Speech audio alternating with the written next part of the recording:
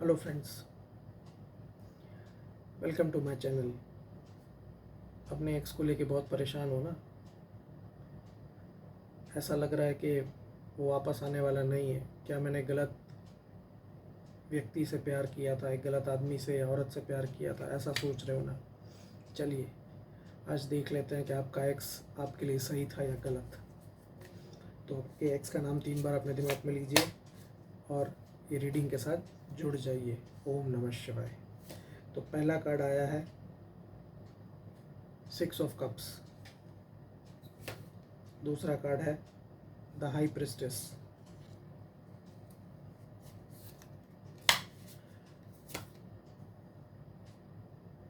Four of Pentacles, 9 of Pentacles,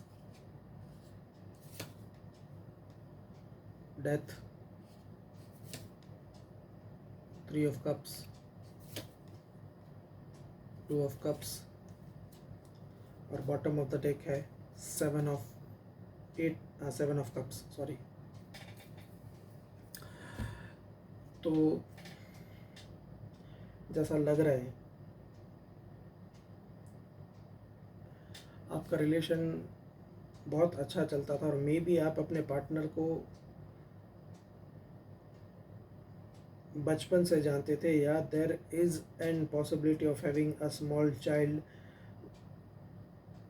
from any one side who was or who is very affected to you. वो आप उनसे मिल चुके हो, चाहे वो उनका लड़का हो या लड़की उनके बेटे हो, या वो आपकी फैमिली से मिल चुकी है and they are very fond of you. या ये आपकी भी एनर्जी होती है कि आपके उसमें आप बचपन से एक दूसरे को जानते थे और there were good memories from your childhood days और कॉलेज डेज, और बीच में कुछ चीज़ें चेंज हो गई। आप अलग फैमिली के साथ जुड़ गए, वो अलग फैमिली के साथ जुड़ गए, लेकिन आप वापस रिलेशनशिप में आए और अभी करंटली आपका उनके साथ ब्रेकअप चल रहा है या नो कांटेक्ट चल रहा है। I can see that there was very beautiful memories. There are very beautiful memories in your relationship. बहुत भावुक हो आप उनके लिए हीलर थे, एम्पैथ थे। वो कभी भी कोई भी प्रॉब्लम्स हो तो आपको आके बताते थे, आप उनके साथ डिस्कस करते थे और आप उसका सोल्यूशन लाते थे। तो ये दोनों के एनर्जीज में आ रहा है।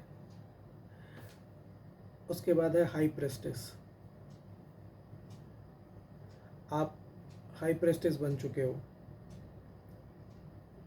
नाउ यू आर लाइक कि उसको आना हो तो आए, ना आना हो तो ना आए, बिकॉज आपने बहुत कुछ दिया इस रिलेशनशिप में।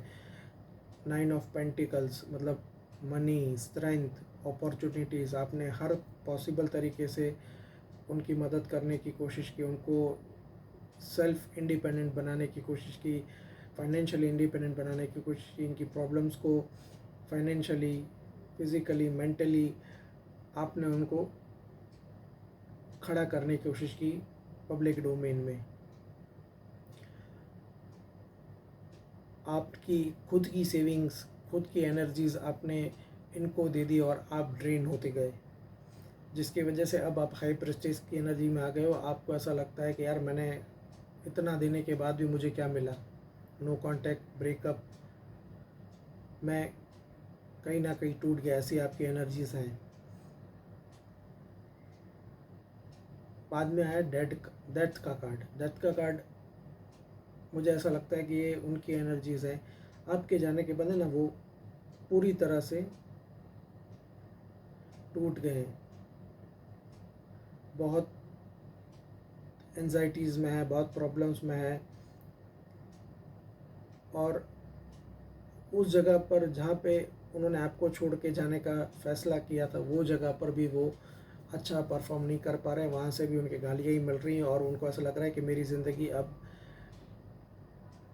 इस जीती जाती मौत जैसी हो गई है। और आप ये सोच रहे हो कि जो भी हुआ चलो अभी इसको एंड करो और नई बिगनिंग के साथ हम जुड़ने की कोशिश करते हैं।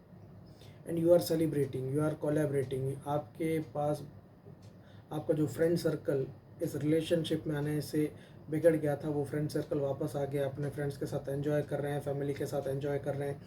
आपकी फाइनेंशियल पोजीशनिंग भी सही होती जा रही है। and there are chances that you might get a new love in your life. Two of cups new love को भी दिखाता है, या ऐसा समझिए कि आपने अपने आप को सेल्फ फोकस कर लिया है अपने ऊपर. You are in balancing energies. और मैं आपको एक चीज़ बताऊं, ये कार्ड्स देख के ना मुझे आपके पार्टनर के बारे में यही लग रहा है कि शी वॉज और he was a taking woman और मैन. हमेशा आपसे लेना, जब भी उसको प्रॉब्लम हो आपके पास आके बैठ जाना, रोना, आपको ट्रेन कर देना, आपको दौड़ाना, आपको सोचने पर मजबूर करना, और आप वो करते भी थे. आप हमेशा, अगर उसने आपको कुछ बोल दिया कि मुझे परेशानी है, आप दूसरे काम छोड़कर उसकी परेशानियों को दूर करने के बारे में ही सोचा करते थे. कैसे फाइनेंशियली, फिज़िकली, मेंटली मैं उसको हेल्प कर सकता हूँ, कैसे मैं उसकी चीज़ें सही कर सकता हूँ. वो आपको बोल के छूट जाते थे और आप उस दायरे में आ जाते थे, और जब तक उसकी वो प्रॉब्लम सॉल्व ना हो तब तक आप हर तरह से उसे मदद करने का करते थे. आप अपना खाना पीना भूल जाते थे, अपने फैमिली, अपने प्रायोरिटीज़ को भूल जाते थे. Definitely I can say that कि whoever the person was with you in relationship was a very much taker. उन्होंने कभी आपको कुछ नहीं दिया है.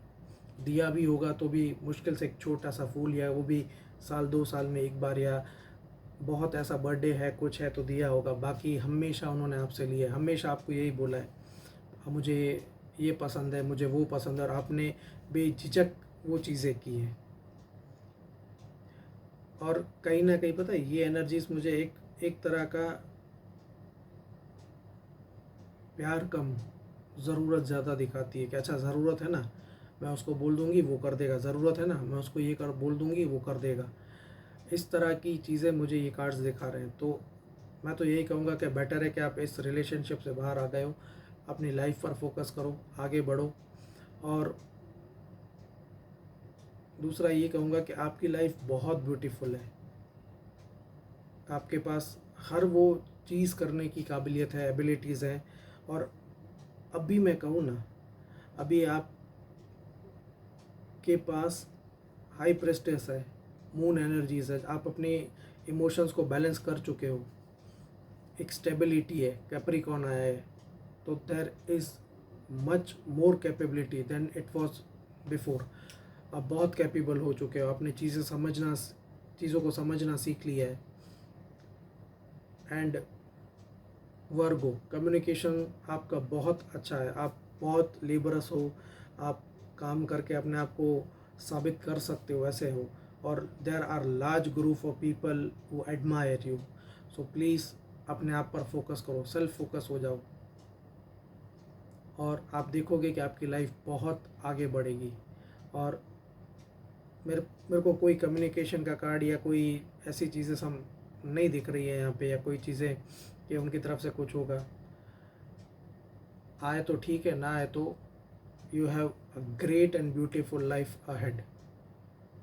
तो उस पर फोकस कीजिएगा, हैप्पी रहिए, खुश रहिए, गाने सुनिए, जो करना है कीजिए, खूब पैसा कमाइए, सबकी मदद करते रहिए, लेकिन अपने आप को ट्रेन किए बिना. Thank you.